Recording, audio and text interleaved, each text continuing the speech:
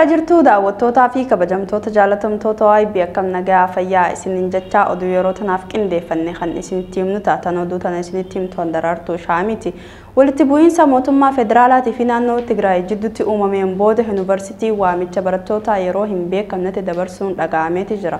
Guutuu gabaasa kanaa Bayaan Abdujalil akkaataatti isiniif dhiyeessa. Yuunivarsiitiiwwan waamicha barattoota yeroo hin beekamneef dabarsuun isaanii dhaga'ame.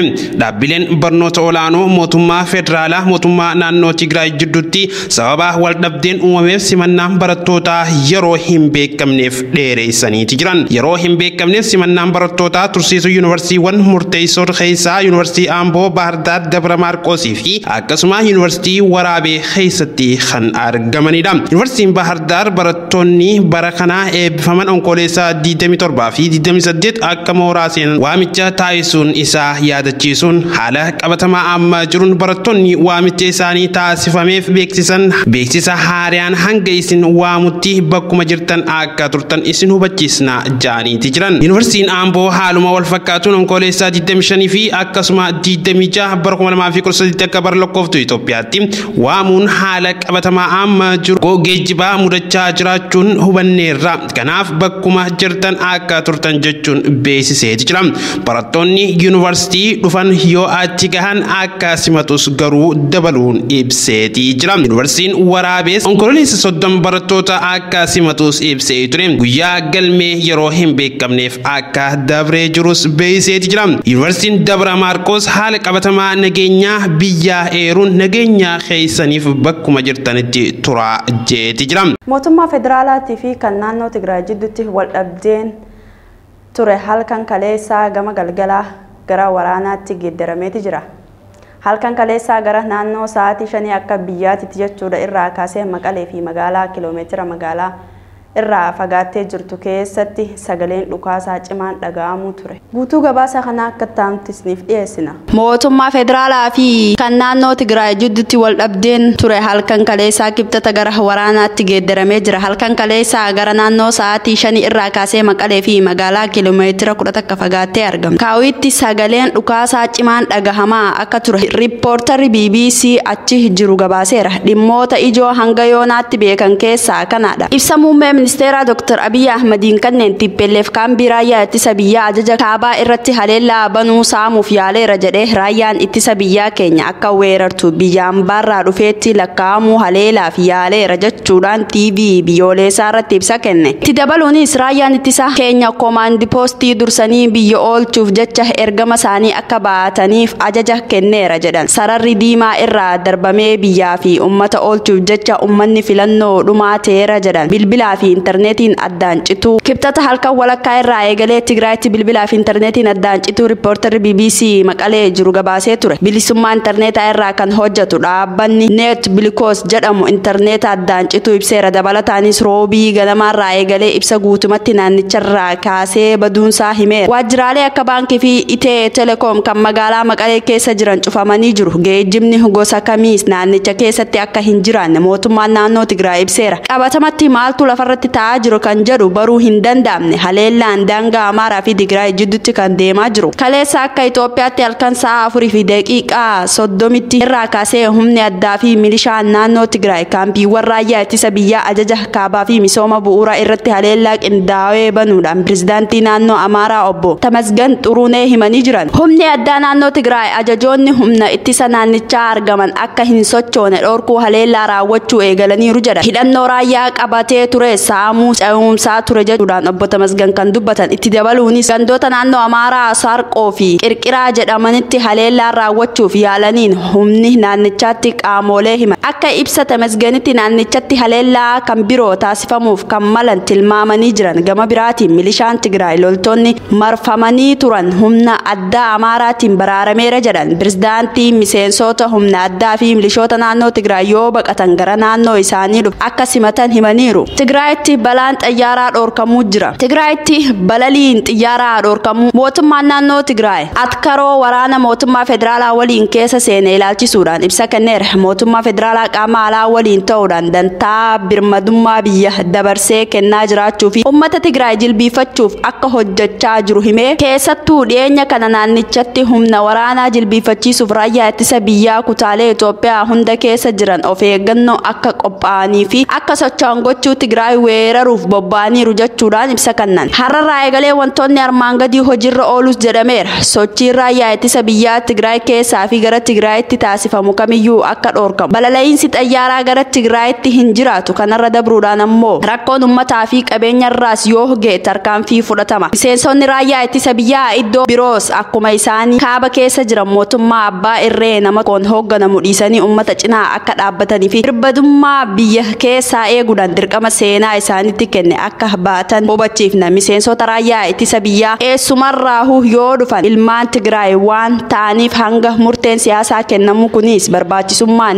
Tigraay keessatti geejjibni gosa kamiyyuu hin jiraatu. Kanaan alattis mootummaa naannoo Tigraay hanga waan fedhu argatutti qabsoo cimsee akka itti fufu ibseera. Eeruu poolisii federaalaa kutaalee bulchiinsa Finfinnee 10 keessatti sochiin addaa kamiyyuu ilaalchisee eeruun kan namoota barbaadaniif poolisii federaalaa lakkoofsa bilbilaa garagaraa danda'an. Waldhabdeen mootummaa lameen daran hammaatee naannoo Tigraayitti ibsuun manni marii federeeshinii baasee bu'uura seeraa hin qabu jechuudhaan filannoo erga gaggeesseen boodatti haa ta'u mootummaan lameen seera maleessa jechuun wal himataa turan. Mootummaan federaalaa mootummaa naannichaa ajjeechaawwanii fi rakkoo nageenyaa biyyattii kutaalee adda addaa keessatti uumaman TPLFtu harka keessaa qaba jechuu kan ture. Kan mootummaa naannoo Tigraay ni balaaleffata. Torbaan dabran raayyaa ittisa biyyaa akka haaraatti caaseeffamuu hordofuun hooggansi ajaja kaabaa kan jijjiirame yoo ta'u mootummaan Tigraay caaseeffama haaraa hin fudhadhu jechuudhaan ajaja waraanaa garasitti ramadanii of duuba deebisuu himeera. San hordofee ministeerri ittisa biyyaa ibsa baaseen mootummaan naannoo Tigraay akeekkachiisee ture. Baa Oromiyaa iddoowwan adda addaatti ijoollee umriin isaanii millannaa seeraa fi heera hin geenyeef heera seera biyyattii akkasumallee seera waliigala idila addunyaa cabsuudhaan alatti hidhamaa jiraachuu maddeen keenya nuuf gabaasaniiti jiran. Guutuu gabaasa kana akka ta'antu isiniif dhiyeessina. Daa'ima hidhuun itti fufeera. Baa Oromiyaa iddoo adda addaatti ijoollee umriin isaanii millannaa seeraaf hin geenye haala seeraa fi seera biyyattii akkasumallee seera waliigala idila addunyaa cabsuun seeraan ala hidhamaa jiraachuu ammaan duraas gabaasuun keenya ni yaadatama. Akka fakkeenyaatti Du'artist Hacaaluu Hundeessaa yeroo dhiyootti siyaasa jumlaa qabaniin hidhanii magaalaa Awwadaay keessatti daa'ima umrii waggaa 10 ta'an Burqaa Shaamil illee ga'eessota waliin hidhamanii ni yaadatama. Turtii ji'a 3 booda yeroo hidhamtoonni 103 gad lakkifamanitti illee daa'imni kun osoo gad hin lakkifamin hidhatti hafuu keessa beektonni nuuf himaniiti jiran. Daa'imni maqaan isaa armaan gaditti ibsame illee akkuma Burqaa Shaamilitti osoo umriin isaanii hin geenye hidhamanii dararaa argaa akka jiranillee dubbatamaa jira. Bakka itti hidhamaniis achuma waajjira poolisii magaalaa Awwadaay akka ta'e iyyaafannee jirra. Kaalidee Sheeka Hassan umriin isaa waggaa 10 yoo ta'u akkasumas Kaalidee Seyfuddin umriin isaa waggaa 10 akka Abdurrahmaan Mahammad Usmaan umriin isaa waggaa 12 akkasumas Muslimaa Hussein umriin isaa waggaa 10 akka namoonni kanneen daa'imummaadhaan mana hidhaa keessatti dararamaa jiraachuun dhaga'ameeti jira. Dhaddachaa mana murtii waliigala Oromiyaa Harargee kan isin biraan geenyu beellama gaafa guyyaa 24 baatii 2 bara 2013 fi beellama gaafa guyyaa 25 baatii 2 bara 2013 guyyoota lameen kana manni murtii waliigala Oromiyaa galmee dhimma hidhamtoota siyaasaa abbaa alangaatiin aanaalee garaagaraatiin himataman ilaalee murtii kanneeti jira. Guutuu gabaasa kana akka ta'antu isiniif dhiyeessina. Oolmaa dhaddacha mana murtii waliigala Oromiyaa Harargee beellama gaafa guyyaa 24 baatii 2 bara 2013 fi beellama guyyaa 25 baatii 2 bara 2013 guyyoota lamaan kana manni murtii waliigala Oromiyaa galmee dhimma hidhamtoota siyaasaa aanaalee garagaraa irraa abbaan alangaa federaalaatiin himataman ilaalee murtii garagaraa kenneera. Haaluma kanaan hidhamtoota siyaasaa ilmaan Aallee Aanaa Jaarsoo irraa lakkoofsa 33 fi 936 irratti himataman ragaa abbaa alangaa fi kan ittisaa isaanii dhagee badii qabu jechuudhaan guyyaa har'aa murtii adabbii hidhaa maallaqaa fi adabee jira. Himatamtoonni kunneen lakkoofsaan nama 10 yeroo ta'an adabbii hidhaa hanga waggaa 2 fi maallaqa adabamanii jiran. Himatamtoonni kanneen Du'artist Hacaaluu Hundeessaatiin wal qabatee gocha yakka shororkeessummaa raawwatan jechuudhaan himataman nama 7 himannaan haa ta'u malee mana murtii keewwata jijjiiruu seera yakka keewwata 488 hanga keewwata 494 fi 690 jalatti deebi'ee jira. Galmee kana jalattis namoonni 19 kan himataman yoo ta'u jalqaba irraa namni 14 murtii bilisaan gaggeeffamaniiru jiru. Marsaa kanarrattis namni 5 bilisaan bahaniiru. Himatamtoonni kunis Taajuu Abdallaa fi Nuuraddiin Abdallaa, Saadaa Mahammadii fi Daawit Mahammad, Nasraa Muusaa. Haaluma wal fakkaatuun hidhamtoonni siyaasaa aanaa Kombolchaa fi Miidhagaa Lolaa galmee namoota baay'een irraa adda baasuun namoota muraasa himatanii turan. Haaluma kanaan aanaa Kombolchaa irraa namoonni 17 bakka tokkotti himatamanii turan ni yaadatama. Haa ta'u malee kan addatti gocha galmee kanarratti kan himatame maqaan isaa Mahammad Bakar ragaa bittaa mirga booda bilisaan gaggeeffameera. Akkasumatti himatamtoonni aanaa Miidhagaa Lolaa jumlaa namoota 29 galmee tokko jalatti himataman irraa adda baasuudha. Himatamtoota lama abbaan alangaa himate ture, isaanis Jaappaan Abdii Ibraahimii fi Murataa Mahammad yoo ta'an ragaa bittaa fi mirga erga dhagayeen booda manni murtii beellama kaleessa badii hin qaban jechuudhaan murtii bilisaan gaggeesseeti ture. Ministeerri muummee Itoophiyaa Dr. Abiyyi Ahmad raayyaa ittisa biyyaa ergama biyyasaa baraaruu akka raawwatuuf ajaja kennuuf himan. Ministeerri muummee Dr. Abiyyi Ahmad galgala kaleessaa barreeffama kana fuula feesbuukii isaarratti maxxansaniiti jira. Guutuu gabaasa kana akka ta'antu isiniif dhiyeessina. Ministeerri muummee Itoophiyaa Dr. Abiyyi Ahmad raayyaa ittisa biyyaa ergama biyyasaa baraaruu akka raawwatuuf ajajni kennamuufii himee jira. Ministeerri muummee Abiyyi barreeffama halkan kaleessaa fuula feesbuukii isaarratti maxxanseen TPLF kaambii raayyaa ittisa kan Tigraayitti argamu irratti haleellaa raawwatteera, saamicha raawwachuuf yaalii taasisteera. Haa ta'u malee waraanni kun kan waggoota 20 oliif uummata Tigraay tiksaa turedha jedhaniiru. Itti dabaluunis TPLF raayyaa ittisaa haleeluuf saamuuf ka'eera, gama dallaa isheetiinis waraana banameera jechuudhaan lolli ifatti eegalamuu mirkaneessee jira. Mootummaan uummanni Tigraay akka hin miidhamneef yaaduu waraana akka hin banamneef obsa dhumaa obseera kan jedhamu muummeen ministeeraa Dr. Abiyyi Ahmad. Waraanni kan hafu ammoo fedhii qaama tokko qofaan miti jechuudhaan kanaafuu raayyaa ittisa biyyaa komaandi poostii ogummaa ergama biyya isaanii baraaruu akka bahaniif ajajni dabarfamee jira jedhanii biyyaaf uummata baraaruuf jechaas humni filannoo dhumateera jechuudhaan uummanninis dhimmoota miira tasgabbaa'ee akka hordofu tuttuqaawwan naannoleetti uumamu akka of eeggannoodhaan eeguu fi maddii raayyaa ittisa biyyaa akka hiriiru jechuudhaan waamicha dabarsanii jiran. Haaluma wal fakkaatuunis riippoortarri BBC Maqaletti argamu dhiyeenya magaalattii dhukaasanii meeshaa waraanaa akka dhaga'amuu fi tajaajilli bilbilaa idilee erga addaan cituu himee jira. Manni marii ministeerota yaa'ii ariifachiisaa 21ffaa har'a taa'e naannoo Tigraay labsii yeroo ariifachiisaa labsuu isaatiin waajjira ministeera muummee beeksiseeti jira. Guutuu gabaasa kana Bayaan Abdujaliil akka ta'antu isiniif dhiyeessa. Manni marii ministeerota naannoo Tigraay irratti labsiin yeroo muddamaa ji'a 6 turu labsameeti jira. Manni marii ministeerota naannoo Tigraay irratti labsii yeroo muddamaa ji'a 6 turu labsame.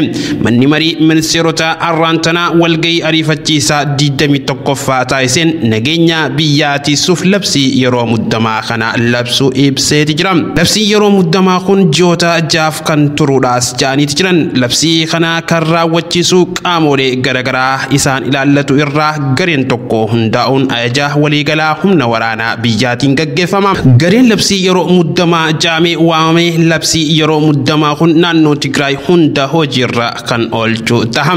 Manni marichaa mootummaa bu'uuraalee heera nageenyaa biyyaa uummataa tiksuuf dirqama waan qabuuf humna jeequmsaa kaasuu kamiyyuu ittisuuf itti gaafatamummaa akka qabus ibseeti jira. Labsii kana baasuuf yeroo ammaa naannoo Tigraayin sochiiwwan heera mootummaa nageenya uummataa balaa irraa buusan jiraachuu eereeti jira. Akkasumas walabummaa biyyaaf qormaata kan ta'uu fi mootummaan federaalaa aangoo heera mootummaa kennamee fi naannicha akka hojiirra hin oolchine taasifamaa turuu ibsa. Dabalataan murteewwan mana marii federeeshinii cabsuun hojiin seeraa alaa hojjetamaa turuu ibsa. Kanaaf karaa idilee seeraa kabachiisuu fi akkasuma naannicha to'achuu waan hin danda'amneef bu'uuraalee heeraan labsiin yeroo muddamaa kun labsamu ibse. Labsichis akkaataa heera mootummaa keewwata 93 muraa takkaan kan murtaa'e tahuu himuun mootummaan tarkaanfii barbaachisaa ta'e naannicha keessatti fudhachuuf gargaara jaaniiti jiran. Ministeerri muummee Itoophiyaa Abiy Ahmad raayyaan ittisa biyyaa kan biyyattii ergama biyyaa baraaruu isaa akka ba'us ajaja kennuuf ibsan. Ministeerri muummee ibsa TV biyyattii irratti dubbachuudhaan yaada kannaniin humna kana barbadeessuuf kan nu danda'ame hunda ni raawwanna jechuun ifatti waraana TPLF irratti ibsamuu himaniiti jiran. Tarkaanfii fudhatamaa jiru kanaafis muummeen ministeera adda bilisa baasaa uummata Tigraay TPLF kan bara 1990 kaasee aangorra ture himataniiti jiran. Ministeerri muummee Abiyyi barreeffama halkan keessa fuula Facebook isaanii irratti maxxansaniin TPLF kaampii raayyaa ittisa biyyaa kan Tigraayitti argamu irrattis haleellaa raawwateeti jira. Saamichaas raawwachuuf yaalii taasiseeti jira jaaniiti jiran ibsa keessaafuu Facebook isaa irratti eeda galgala baasaniin. Haa ta'u malee waraanni kun kan waggoota 20 oliif uummata Tigraay tiksaa turedhaas jaaniiti jiran. Itti dabaluunaanis TPLF raayyaa ittisaa haleeluuf saamuu xeera. Gama Daalshaahatiinis waraanni banamee jechuun lolli ifatti eegalamuu mirkaneessan. Taateen kunis erga federaalaa fi akkasuma aangoota naannoo Tigraay jidduu ture baatiiwwan muraasa as dabalaa dhufuun wal qabatee kan mudateera jaaniiti jiran. TPLF bulchiinsa Abiyyi fulbaana darbee kaasee weerara COVID-19 akka sababaatti fudhachuun aangoorra turuuf yaalii gochaa jira jechuun balaaleffata. Gama biraatiin ammoo aangoonni mootummaa federaalaa yeroo baay'ee hokkara biyyatti bakkeewwan adda addaatti uumaman duuba jira jechuudhaan TPLF himatu. Oolmaa dhaddacha hidhamtoota siyaasaa godina Jimmaa kan simbiraan geenyu ta'a. Galmee Walisaa Jaalataa Lammii irratti namoonni himatamanii turan har'a mana murtiitti dhiyaatanii jiran. Walisaa Jaalataa Lammii qabsaa'aa fi miseensa hawwisoo waraana bilisummaa Oromoo ABO duraanii yeroo ta'u bara 2018 yeroo hooggansi dhaaba ABO gara biyyaatti deebi'e. Innis namoota biyyatti deebi'an keessaa nama tokko yeroo ammaan tana mana hidhaa jira. Guyyaarraan tana isaa fi namoonni galmee isaa jala jiran mana murtiitti dhiyaatanii jiran. Oolmaa dhaddacha guutuu kanaa Muhammad Abdusalaam akka taantisniif dhiyeessa. Oolmaa dhaddacha hidhamtoota siyaasaa godina Jimmaa galmee Walisaa Jaalataa Lammii irratti himatame. Walisaa Jaalataa Lammii qabsaa'aa fi miseensa hawwisoo waraana bilisummaa Oromoo duraanii yeroo ta'u bara 2018 yeroo hooggansi dhaaba ABO gara biyyaatti deebi'e qabsaa'ota Oromiyaatti deebi'an keessaa innis nama tokko ture. Jaalataan erga gara biyyaatti deebi'e waggaa 2 magaalaa Jimmaa keessa jiraachaa wayita jirutti kan adoolessa 2020 qabamee to'annoo jala oolfame. Ji'oota 3 oliif waajjira poolisii magaalaa Jimmaa ture. Himata galmee jara Jaabir Jibriil jedhamuun moggaafame kan namootni 28 jalatti himataman irratti saaqamuu hordofuun yeroo amma mana sirreessaa godina Jimmaatti argama. Galmeen jara Jaabir guyyaa har'aatti kan beellamame ragoota abbaan alangaa dhaga'uuf ture. Ragootni abbaan alangaa federaalaa iccitiin tursiifate kan har'atti akka dhiyeeffatu ajajni kenname namootni 22 yoo ta'u beellama har'aatti kan argaman namoota 13 qofa ture. Manni murtii galmee kana ilaaluun ragoota hafan irratti abbaan alangaa yaada akka kennan gaafateera. Abbaan alangaas yaada kennaniin ragootni har'a dhihaatan dhagahamanii kanneen hafan 9 beellametti aanutti aanee kennamutti dhiyeeffachuun akka dhagahaman mirgi akka eegamuu fi kan gaafatan yoo ta'u gareen abukaattoota himatamtoota yaada ka'e irratti mormii dhiyeessaniin guyyaa adda addaatti ragaa dhiyeessifachuuf beellama gaafatameera. Dantaa himatamtoota miidhaa jedhu ragootni kennanii bahan warra beellama har'atti hin dhihaanne waliin wal arganii adeemsa daddachaa mari'achuun hanqina dura ture fooyyessanii jecha maamila jedhu qindeeffachuun dhihaachuu danda'u waan ta'eef warrootni hafan biraa darbamuu qabu yookaan ragoota hunda guuttatanii akka dhiyeeffataniif beellamni jijjiiramaa tokko kennamuu qabaa jedhaniiru. Tolegaa daawwattootaa fi kabajamtoota keenya kan hanga ammaa isin biraan gaa turre oduu biyya keessaati amma garuu oduu biyya alaatti isin dabarsina. Bu'aan filannoo pirezidaantii Ameerikaa ifa ta'uuf qarqara irra ga'eeti jira. Tirampii fi dorgomaan Baayden kokkee wal qabaniiti jiran guutuu gabaasa kana Bayaan Abdi Jalil akka taantisniif dhiyeessa. Bu'aan filannoo pirezidaantii Ameerikaa ifa ta'uu qarqara irra kan ga'e hoggaa ta'u Tirampii fi akkasuma dorgomaansaa Baayden kokkee wal qabaatii jiran. Tirampii Riippaabilikaanotni mo'achuu akka qaban himuu ta'uun baannaan dhimmicha mana murtii olaanaa akka geessan akeekkachiisaniiti jiran. Isaan dura ammoo Mr. Baayden kan garee warra Dimokiraatota irraa ta'an sarara injifannoo irratti akka argamanis himaniiti jiran. Haa ta'u malee sagalee miliyoonotaan lakkaa'aman waan lakkaa'amee hin xumuramneefu sadarkaa kanatti eenyumtuu injifanneerra jechuu hin danda'u. Kana malees waliin dhahuu isaaniitiin ragaa homaatu hin jiru. Namoonni miliyoona dhibbaa ol ta'an guyyaa filannoo kibxataa darbeetiin dura sagalee isaanii kan kennan hoggaatu. Kunis seenaa filannoo USA keessatti sagalee isa olaanaadha jaameeti jira. Haa ta'u malee bu'aan filannichaa tarii guyyoota muraasaaf osoo hin baramin turuu danda'a. Bu'aawwan filannoo pirezidaantummaa hanga ammaa maal fakkaata? Pirezidaantichi isteetii Filooridaatti kan injifatan hoggaa ta'u kunis deebi'anii filatamuu carraa isaanii akka ol kaasu himama. Garuu ammoo Mr. Baayiden Arizoonaa isteetii wal falmisiisaa kan biraatee harka Tiraampii baasuu danda'u. Maddiiwwan oduu Fox News fi akkasumas APN Baayiden isteetii kana keessatti akka mootii tilmaamaniiti jiran. Dhugatti Mr. Trump isteetii kana keessatti mo'atamnaan ammoo Riippaabilikaanonni balaarra akka jiran mul'isa. Haa ta'u malee Mr. Trump isteetii gara biraa kan akka Texas keessatti akka mo'achuu danda'u tilmaamamaati jira. Tolegaa daawwattootaa fi kabajamtoota keenya oduun irraaf qabannee isiniif dhiyaanne asumarratti hangoo labamuta hangoo dubiraatiin walitti deebi'uun nagaan nuuf tura.